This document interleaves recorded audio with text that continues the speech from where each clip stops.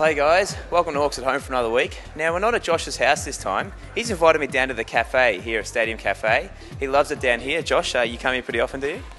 Yeah, obviously coming into finals time, mate, there's not a lot of time to be at the house, so I'm spending all my time at the footy club, so unfortunately we had to catch up here today. That's all right, you bought me a hot chocolate and you bought yourself a coffee, so thanks for that. Now, you got a Rottweiler named Zeus. Tell us about him. Big black dog from what I've heard. Yeah, look, he's my #1 companion. I'm home alone with Zeus, which is good. Win, lose or draw, he never argues, so it's pretty pleasing to come home to him each night. You're a Hawks supporter as a child. Who was your favourite player growing up? I think every kid wanted to kick goals when they were younger, so I was a Dunstall man. Loved the Hawks, obviously out here at Waverley. Arctic Park, I used to get out here a fair bit and watch him do his magic. And it's funny because you're now a backman. So how'd that develop? When you were a young kid, were you a forward growing up or were you always a backman? I played forward till the under-18 competition, then the year after that, when I joined the VFL, they moved me to defence. Never looked back since, mate. Defence is the way to be. Absolutely, and especially this year, it's arguably your best season to date. We've got a very young backline and you're one of the mature players there. Have you seen yourself as being a bit of a mentor towards the young guys this season? Yeah, obviously with Gilly going down, and I've had to take more of a leadership role, and I've really enjoyed that. And you know, I did a lot of work last year with Strats when I was injured, and this year to play alongside some of those other guys and help them on the way, I've enjoyed it, and it's probably brought the best out of me.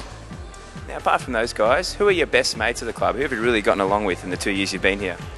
I'm pretty tight with Bud and Louis, Ruffy. They're the three guys I hang out with most, but the great thing is we've got such a good group of blokes and a great culture here that everyone's pretty thick. Everyone hangs out together. Now, let's touch on Kokoda for a minute. You hadn't played a game for Hawthorn when you first got here and you were thrust into Kokoda. How was that? And, you know, going along with all these guys you didn't really know that well. Yeah, look, it's a great way for, obviously, all the younger guys went and a few of the older guys and new draftees, and it's a great way to meet staff, meet the new players, and get some new relationships and bond along the way. It was great. Had all the staff from upstairs I hadn't met there, and it's a really good way to fast track your process of meeting everyone at the club, and it was a challenging trip and I really enjoyed it. All right, now life outside of footy. You got your own distribution company that you're the co-founder of. Tell us about that. What is it and what do they do? Yeah, it's a bit of a tongue twister. It's called Rise of Intelligentsia. So we import a few brands and whatnot. It's one of the labels we're working with at the minute. It's Creative Rec, and we sell their shoes all over Australia, and just about to sign a few more companies, so it's exciting and gives me something to do away from footy. Absolutely. Now, I've got a few questions from our fans at Facebook that I'm going to throw at you. First one's from Jax. He said, who's been your most challenging opponent and why? Toughest opponent? I think Jack Rewald at the start of the year was a tough opponent. Jonathan Brown's always hard to play on. There's some big monsters, but yeah, probably those two I found quite challenging. Now, Alison says, you're all over Twitter and often use the hashtag #LalaBoys. What does it mean? I'm dying to know. Well, sorry, I just don't know if I can release what Lala Boys is. A bit of a gag me and Butter got going on, and that's just probably stay between us, but stay tuned because you'll see some more Lala hashtags out there.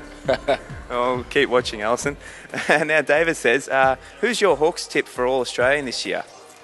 I'd love to see Sam Mitchell in there. He's had a fantastic year. You know, he's winning a lot of the ball, but his sacrificial stuff he's doing for the team's been awesome, and he's never been in there, so I'm hoping to see his name up there this year. My tip's you, mate. I reckon you've had a great year. Now, last question's from Julie. She says, what kind of music do you listen to in those groovy headphones you wear? Yeah, the Dr. Dre's. I've got 2 songs at the minute that I'm listening to just before I run out. I've said before, for some reason at the minute I'm liking Katy Perry.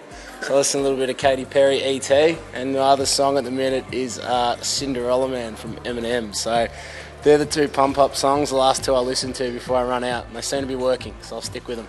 Good idea. Yeah, keep going with them, mate. Now, thanks for having me over for the hot chocolate and the coffee. No worries, mate. Just make sure you leave me the $3.50 for that hot chocolate, all right? No worries, mate.